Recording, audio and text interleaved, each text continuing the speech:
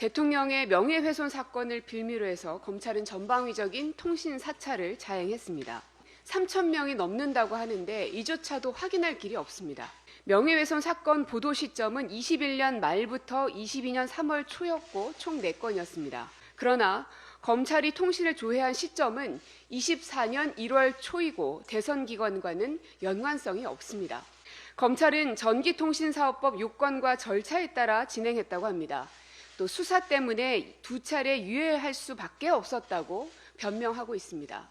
그러면 이 통신 사찰을 당한 이 사람들은 국가의 안전 보장을 위태롭게 하는 사람들입니까? 아니면 신체의 안전을 위협할 우려가 있는 사람들인가요? 증거인멸과 도주의 우려가 있어서 어쩔 수 없이 그렇게 한 것이었습니까? 수사기관은 수사를 하더라도 국민의 기본권을 보호해야 할 의무가 있습니다.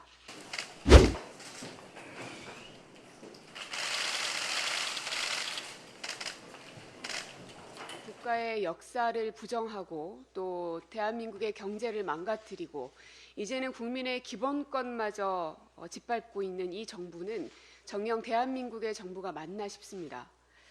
대통령의 명예훼손 사건을 빌미로 해서 검찰은 전방위적인 통신 사찰을 자행했습니다. 언론 보도에 따르면 3,000명이 넘는다고 하는데 이조차도 확인할 길이 없습니다. 명예훼손 사건 보도 시점은 21년 말부터 22년 3월 초였고 총 4건이었습니다. 그러나 검찰이 통신을 조회한 시점은 24년 1월 초이고 대선 기간과는 연관성이 없습니다.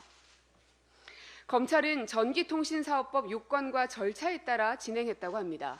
또 수사 때문에 2차례 유예할 수밖에 없었다고 변명하고 있습니다. 그러면 이 통신 사찰을 당한 이 사람들은 국가의 안전 보장을 위태롭게 하는 사람들입니까? 아니면 신체의 안전을 위협할 우려가 있는 사람들인가요? 증거인멸과 도주의 우려가 있어서 어쩔 수 없이 그렇게 한 것이었습니까?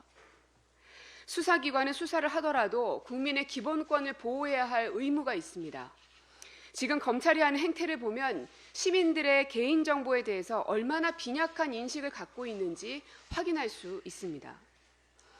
윤석열 명예훼손 사건에 대한 통신사찰은 지난 우리 당의 1차 조사 결과에 따르면 국회의원, 현직 의원들만 19명입니다.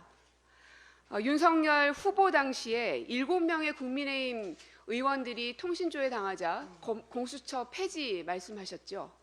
지금 더불어민주당은 의원만 19명입니다. 어떻게 해야 됩니까? 뿐만 아니라 보좌진은 68명, 당직자 43명, 당원 9명 등 139명을 조사를 했습니다. 하지만 이 밖에도 언론인 등 상당수의 많은 사람들이 통신사찰을 당했을 우려가 있습니다. 그러한 문자를 받고도 어디로 어떻게 연락을 해야 되나, 뉴스에서는 민주당에서는 139명이 나왔다고 결과 발표를 하는데 나도 그런 문자를 받았는데 어떻게 해야 되나, 이렇게 걱정하시는 국민들이 참 많습니다. 그래서 저희 더불어민주당은 피해자들과 함께 어깨를 걸기 위해서 민간인 및 야당 인사 통신사찰 피해 접수센터를 열기로 했습니다. 신고센터 운영 기간은 오늘 9일부터 23일까지 15일 동안입니다. 그리고 신고 방식은 옆에 보시는 것처럼 1577-8552번으로 전화를 주셔도 좋고요. 아니면 인터넷 접수도 가능합니다. 그게 아니면 더불어민주당 중앙당사 3층에 검찰 독재 정치 탄압 대책위가 있으니 그곳에서 방문 접수하셔도 되겠습니다. 꼭 1577-8552번 전화번호 꼭 기억하셨다가 통신조회를 당한 문자를 받으신 국민 여러분들께서는 누구든 이 접수센터로 신고해 주실 것을 다시 한번 요청드리겠습니다.